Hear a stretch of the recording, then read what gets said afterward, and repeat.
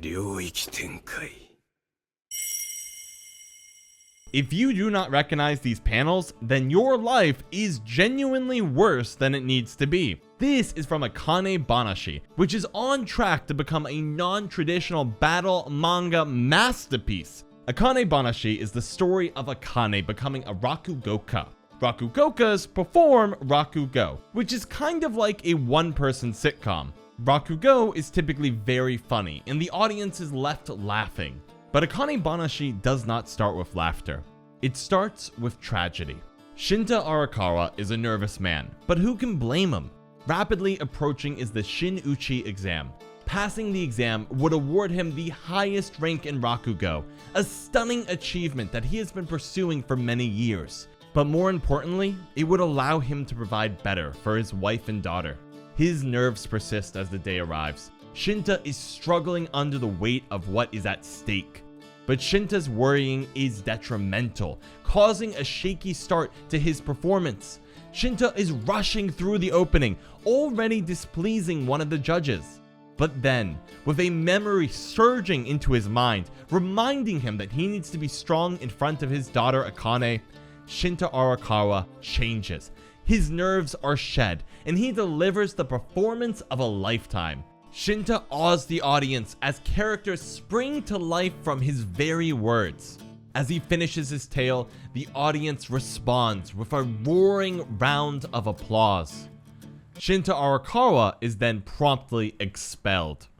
Master Isho Arakawa, one of the judges and one of the heads of the Arakawa school, apologizes for Shinta and the other performers lacking quality.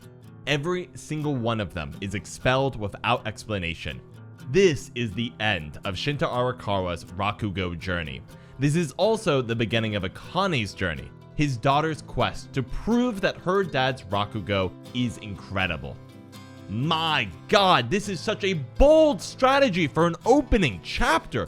Akane-Banashi doesn't try to sell you on the main character, which is what most mangas do for their first chapter. Instead, the first chapter is spent building up your attachment to the good-natured, respectable Shinta Arakawa and then emotionally crushing you. The author Yuke Tsunaga is betting that you will become attached to Akane, who is taking up the torch of revenge. This setup works. It works so well. You are left heartbroken and furious by the end of the chapter. You need an emotional outlet, and that outlet is Akane's rise through the world of Rakugo. But Akane-Banashi can't rely on your feelings of vengeance to keep you reading the story. It has to offer more. Additionally, there are some serious problems that need to be addressed with the premise. Besides the typical problems of how do you create a great story, compelling characters, and interesting arcs, Akane-Banashi has two additional ultra-difficult obstacles to overcome. How do you take a spoken word art form that's known for making people laugh and replicate it without spoken words? Additionally, how do you teach people enough about Rakugo so that they can even understand the story? The answer to these questions is addressed in chapters 3 and 4. Chapter 2 simply serves as setup for these two chapters, with Akane growing up, establishing that she has been taking Rakugo lessons, and then giving Akane the chance to perform Rakugo in front of an audience for the first time. Chapter 3 is explosive! What catches your attention immediately is the artwork. While this was explored some in chapter 1 and 2, it's chapter 3 where the two different art styles shine. Artist Takamasa Moe uses an alternative style for illustrating Rakugo stories. This style reminds me of traditional Japanese artwork, which works so well given that Rakugo is about performing traditional stories that have been passed down for generations. The duality of the art matches the duality of the story itself. When somebody performs Rakugo in Akane-Banashi, the author must carefully balance several different goals. First, the reader needs to enjoy the Rakugo story. Second, the reader must not lose sight of the stakes of the performance. Third, the reader needs to learn about Rakugo so that they can both understand what is happening and appreciate it. By using different art styles, the author and artist weave your attention in and out of the Rakugo performance. The art teleports you into historical Japan, and then the modern manga art pulls you back out when it's time to discuss the educational and plot-focused parts of the story. And what's crazy is that this ambitious approach works. By the end of chapter 3, you gain an understanding of Rakugo and how difficult it is. You get to see the expressiveness of Akane as she gives life to these hilarious characters. You watch the story progress and witness the audience roaring with laughter. At the same time, you get to experience all of this firsthand because you will smile, if not laugh, by the end of the chapter. Reading a story about a bunch of guys talking about their fears and someone claiming they're afraid of a pastry is just so funny. Chapter 3 is a complete home run. Chapter 4 promptly kicks Chapter 3 into the trash can and then dials it up a bit. While Chapter 3 is a celebration of Akane's hard work and determination, Chapter 4 is when she's hit with reality. Akane is incredibly skilled for her age. She hasn't even graduated high school and is already performing Rakugo in front of an audience. But then enters Akane's soon-to-be rival, Kaisei Arakawa. He's the apprentice of the master who expelled Akane's father. Kaisei is also unbelievably successful, despite only being a bit older than Akane. His performance is fantastic. It's a seductive story, highlighting Kaisei's feminine side. The beautiful ink art in Kaisei's bashful figure draws you in. The audience is enamored as the ink petals float above them. Then it hits you with this face. The donkey face with the triple chin. God damn, that is funny. It's out of left field and catches you entirely off guard. I just love this face. I also love Akane's reaction. It's not laughter or joy. It's a feeling of dread. Akane is watching someone roughly her age that is on a whole nother level. This encounter motivates Akane even more, with Akane declaring to Kaisei that she will catch up with him soon. Generally speaking, rivals are supposed to be relatively even in skill to create competition with the main character, but Akane-Banashi takes a very different approach. Kaisei is not Akane's peer. Kaisei is Akane's better. In chapter 53, Akane gets the chance to see Kaisei perform again. Over a year has passed in the story, and as Akane watches, she is faced with a horrific reality.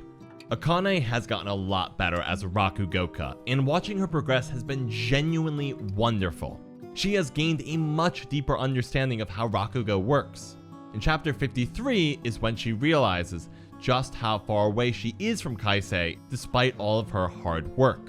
The story Kaisei performs at this event isn't one you'd expect. When you first meet him, he's focused on seductive stories. But now he's performing a horror story, showing that Kaisei has gotten even more skilled and expanded his repertoire.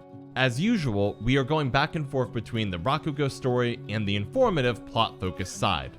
But one line breaks that rule, uniting the story and what's going on outside of it, a total breakdown of this duality. I will haunt you to the day you die. Kaisei Arakawa isn't a traditional rival. He's a monster, a haunting presence that reminds Akane of just how far behind she is. Akane might be one of the all-stars of her generation, but she isn't anywhere close to being the best of her generation. Kaisei is this eldritch being whose very existence undermines the meaning of Akane's hard work. Akane might shine compared to her peers, but when compared to Kaisei, she is but a fly on the wall. This type of rival is so cool, and I hope more manga and anime take this approach. I love the idea that our main character is not catching up, but rather is falling further behind their rival as the story progresses. It's a harsher view of rivalry, and it's just so fascinating. But Akane-Banashi isn't done with overhauling how rivalry works. If the author is this good at writing rivals, why stop here? In the student competition, Akane crushes two amateur Rakugokas. In doing so, she causes both of them to begin chasing after her with the goal of getting back. Not in a hateful way, but in a I want to beat you because you beat me kind of way. The first character is Karashi Nerimaya, who just pops off the page with his incredibly detailed and stylish outfits. Confident, sometimes to a fault, Kurashi believes that his modern interpretation of Rakugo is better than the traditional stories. Having already won multiple amateur Rakugo competitions, he has a lot of reasons to feel proud of his skills. The second character is Hikaru Kuragi, a successful voice actress who wants to prove herself with Rakugo. Beautiful, driven, and determined, Hikaru is an ambitious individual who absolutely detests losing. As readers, Akane is our main character, but two parallel stories now exist where Akane is the obstacle, the final boss of sorts for the main characters. They just happen to be the main characters in unwritten stories, and those stories occasionally converge with what we're reading. For example, a competition occurs where Hikaru and Akane go head-to-head for the second time. Hikaru has trained hard for this moment, even preparing a secret strategy for the event. She has also found herself a Rakugo master to train under. During the competition, Hikaru delivers an absolutely unbelievable performance, a culmination of all of her hard work. But as Akane walks out on stage after Hikaru's performance, we are treated to a duality of plots. Whereas our main character is about to perform, another main character is watching her rival take the stage. Hikaru watches to see if her efforts to catch up to Akane have paid off. The tension is high as Akane performs, and this moment is just fantastic. At this point, it's clear that Akane-Banashi has great art and great characters, but more work still needs to be done. The audience needs a deeper understanding of Rakugo and what being a successful Rakugoka requires. Besides putting some information alongside the Rakugo stories, how can you make this fun and easy to learn about? The author uses video games and manga. The first time you see this is in chapter 5, where the ranks of Rakugoka are compared to manga artists. That's brilliant since if you're reading this series, you know a little something about manga. This strategy comes up time and time again. In chapter 37, Akane's lack of stories is compared to a high-ranked video game character who lacks skills. The process of learning new stories is then compared to gaining skills in a video game. The manga even references Dragon Quest, a very famous JRPG series. In chapter 58, the characteristics of each story are converted into a version of Hunter x Hunter's Nen chart. This strategy of using manga and gaming shortcuts to make learning Rakugo easier works so unbelievably well, and I hope other series start to mimic it themselves. Between the incredible artwork, compelling characters, and brilliant storytelling, Akane-Banashi is on track to cement itself as a masterpiece. Give it 4 chapters and it will blow you away.